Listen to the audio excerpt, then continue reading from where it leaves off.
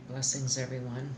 Okay, I brought you back here because this is the best visual I can give you while I'm talking so that you can understand a little bit more than where I'm going with this.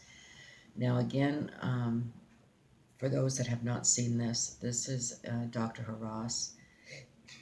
Um, he has another name right now, and I can't remember it, but I follow him.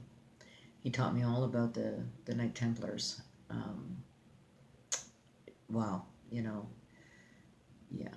Anyway, he's here at the Templar Commandery, and I recommend you see this video because, like I say, it's very satanic, very satanic, and he even feels very uncomfortable, which he should, because I'm seeing a lot of things that others again don't see, but I'm seeing um, a lot of things, a lot of spirits. Okay, like there's a face right here, the eyes, the nose, the mouth. I mean, again, a lot of you guys won't probably see it, but there's things here that I do see. Anyway, it's a very scary place. So here we have circle within a circle, and we have a cave inside the circle, which is representing the sun. Okay, and I'm just going to move a little forward here so that you can see. Not being one of them. And hear what he calls her. Okay, because we have three things going on here. Isis. Okay, so he calls her Isis. All right, and then when you see and look at her, then she's in the white and the blue with the rosary. You would argue that this is the Virgin Mary. But now that she's in the cave, okay, you have to ask, what is she doing in the cave? Well, because it's not the Virgin Mary, it's Mary Magdalene who preached in the cave and converted people to Christianity, which I believe she has taken the Gnostic and she's put the two together, and it's the Gnostic Christianity that she preached or that she taught here in the cave. I believe, I don't know, I could be wrong here. I don't know if she lived in the cave or that she visited the cave and converted people to Christianity. Yeah, Gnostic Christianity. So anyway, here we have, the visual Virgin Mary deceiving, and we know it's the Mary Magdalene, okay? But my question here is now the cave. What's going on here with the cave? Why is Mary Magdalene living in a cave or, preaching in a cave, converting people to Christianity in a cave? So it was a couple of nights ago. I was writing out to to a brother, and I fell asleep. And boy, did I sleep, because I jumped out of bed the next morning at 7 o'clock in the morning, and I was so gung ho. I started to come straight to work. And what I was looking at 7 o'clock in the morning was the Prophet Muhammad. And I couldn't figure out, what am I doing here with the Prophet Muhammad? Well, it's all connected. Now you know that Jonathan Kleck, I'm speaking of this man only because of his testimony. I just keep going to his testimony. And what he did there in the testimony is he was trying to take away the conception of Jesus, the Son of God, because he doesn't believe that Jesus is the Son of God. Okay? When he turns the Virgin Mary upside down, it's a counterfeit. It's not the original picture of the Virgin Mary. It's a counterfeit. But he will have you believe that there is a sheep and it's death that is coming from this virgin. Sick. But now I believe that the picture that he shows you is not of the Virgin Mary, as you would see here.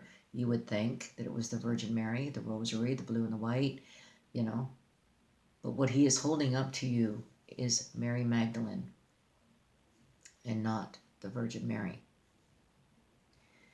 Again, he's trying to take away the conception, to take away the idea that God had a son, and his son's name was Jesus. who gave us life, truth, and showed us the way, and still to this day is showing us the way. But she gave birth to life and not death. She gave birth to the Son of God, and his name is Jesus Christ. What he shows you in that picture is Mary Magdalene. So then, when I started seeing this, then I knew, when I found the cross, the wolf's cross. I didn't understand the meaning of the wolf cross right away. It's when I saw the X, the hooked X, and representing Mary Magdalene and the bloodlines. That's when I went back, because I couldn't figure it out. I'm thinking, wow, I mean, the Knight Templars, they're all about Satan. They're Satanists, and they worship Mary Magdalene. What's going on here? What do you mean the bloodline? What are they talking about, the bloodline? So then I went back to the Wolf's Cross, and when I looked into that, that's when I went, there you are. It's all there. The Wolf Cross is the purification of the blood. And what they do, the Satanists, to God's children, for those that have no idea what's going on, what they do, and even for those that do know and turn to him, that they purge your belief system, and then while they do that, they're killing your faith. Okay, they're purging your faith. This is what the purification of the blood, the wolf cross, is all about. This is what this man was wearing. This is about, when he jumped out, whatever. Okay, this is all about Jonathan Kleck when it comes to the wolf's cross. And then he had, the Sweden cross. But anyway, so now that I know what this means about purification of the blood, which was the wolf's cross, then I started to think, well, Mary Magdalene, the protecting the bloodlines, what's this about? So then, again, we only know a little bit about Mary in the scriptures, and we don't know much. And we do know that through scriptures that she was a prostitute. But if you go into the knowledge of the Knight Templars and the Gnostic, they will tell you that she was not a prostitute, and that she was somewhat of a goddess, somewhat of a, not so much of a goddess, but a priestess, or, she was high up in the ranks, well educated in the knowledge of the Gnostic. Okay? So, what I decided to do at that point, I'm really trying to stay with scripture, so I continued to read, and when I stopped at the tower, when they called her and gave her the nickname the Tower, to give her prominence and importance amongst the apostles. They claimed that Mary Magdalene was the apostle to the apostles, that she was also teaching Jesus. Yeah. Okay, so this is where I kind of, just said, I stopped. I'm not going to go into the child Sarah or anything like that. That's all Da Vinci Code. Okay. But the tower. And then it was about Isaiah 30.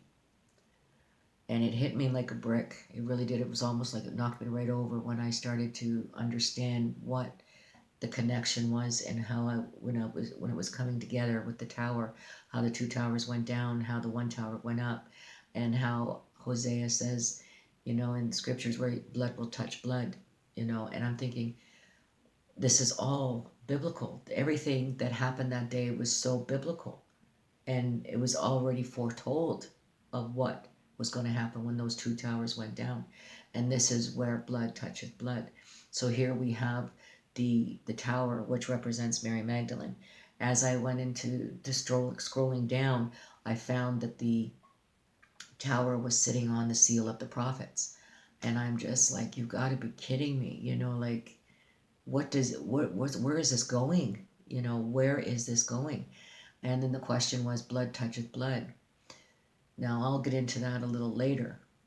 So here we have Mary Magdalene, okay, who is disguised as the Virgin Mary. and called Isis, that goddess. Okay, and then we have the cave. Now,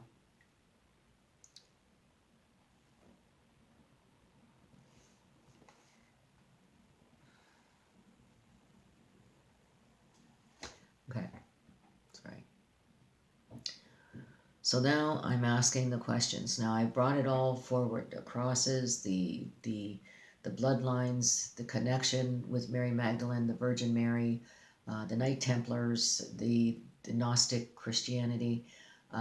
All of this was coming together. Okay, so now I'm asking the question: what is going on about the cave? I don't understand what is happening here with the cave.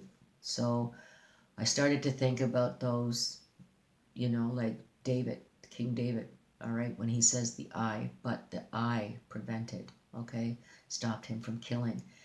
Um, that was knowledge to me. That, I heard that loud and clear.